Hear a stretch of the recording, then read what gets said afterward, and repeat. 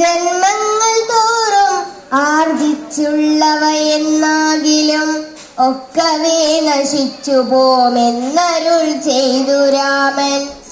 മർക്കടപ്രവരനോടെന്നതു സത്യമല്ലോ, ജാതി നിന്ദിതൻ പരസ്ത്രീധനഹാരി പാപി, മാതൃഘാതകൻ പിതൃഘാതകൻ, ബ്രഹ്മഹന്ത യോഗി വൃന്ദാപകാരി, സുവർണസ്റ്റേ ദുഷ്ടൻ.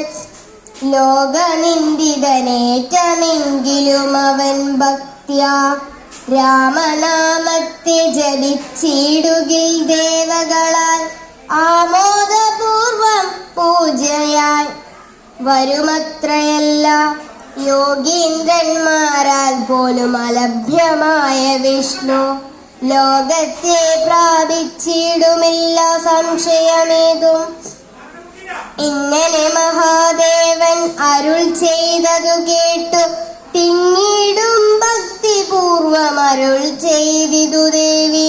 മംഗലാത്മാവേ മമ ഭർത്താവേ ജഗൽപദേ, ഗംഗാകാമുക പരമേശ്വര ദയാനിധേ, പന്നകഭൂഷണ ഞാൻ അനുഗ്രഹീതയായി ധന്യയായി കൃതാർത്ഥയായി സ്വസ്ഥയായി വന്നേനല്ലോ.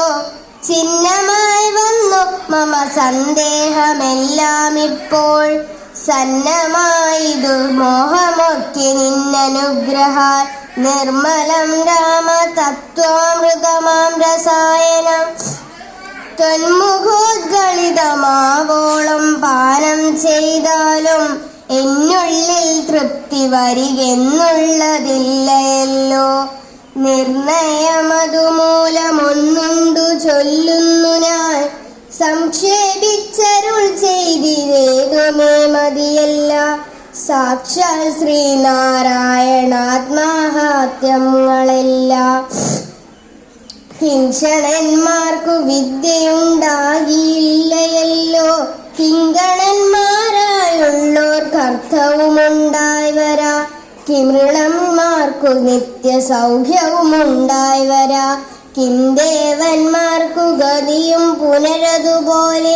ഉത്തമമായ രാമചരിതം മനോഹരം വിസ്തരിച്ചരുളി ചെയ്തിടേണം മടിയാതെ.